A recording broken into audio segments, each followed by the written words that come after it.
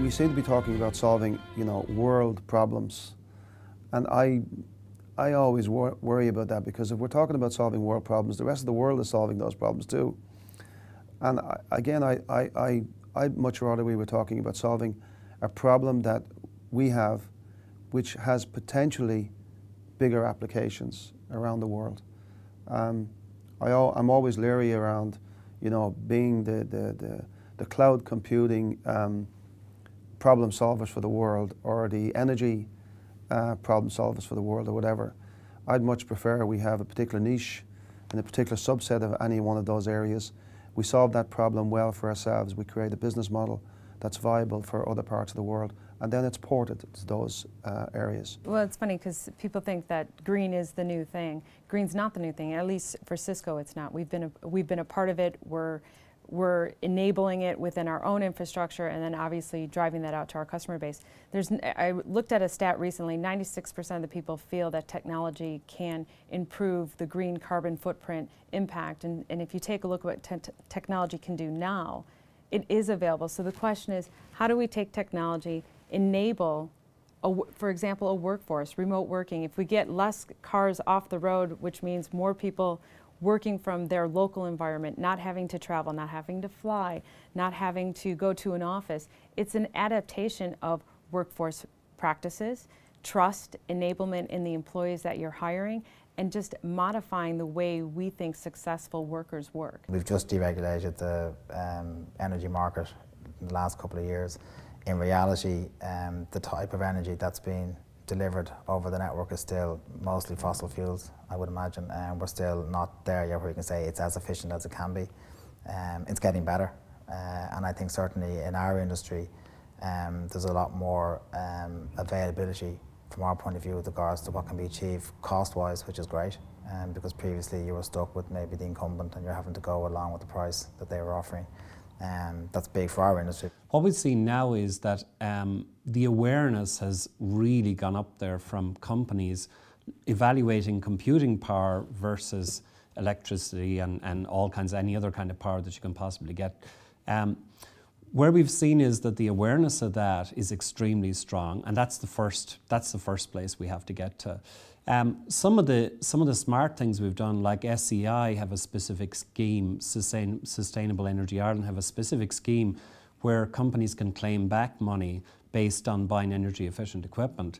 That scheme is very early days. It's only been launched last year. But I think as people get to understand this over a number of years, that'll become a pivotal component for us.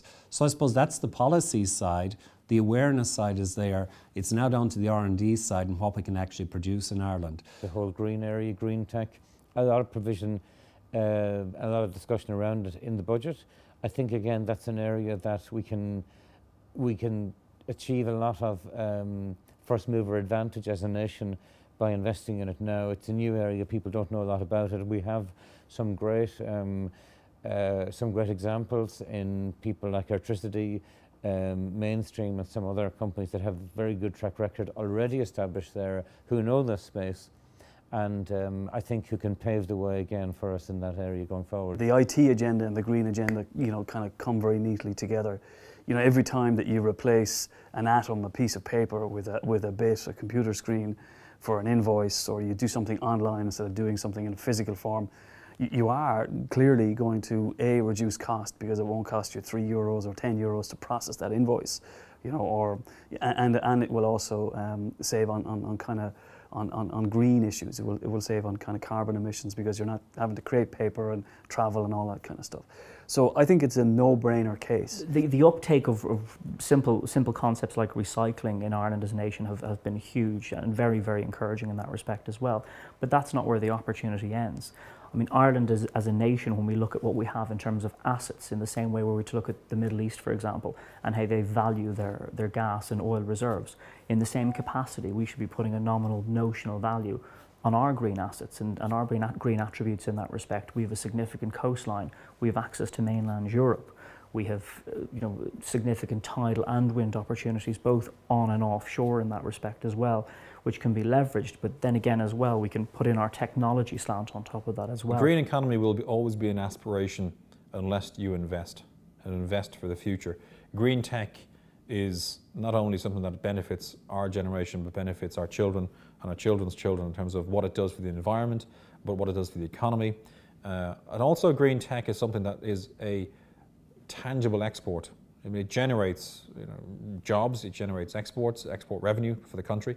But in terms of an advantage for the nation, you'll never have a sustainable green tech economy unless you underpin it with the telecoms or comms infrastructure. 3/4 of businesses have an agenda connected to the green economy in some shape or form. Some of them completely, fully end-to-end, others have just started. But either which way, 75% of people or businesses are saying, no, we really are embracing that. The green economy isn't just about sustainable energy.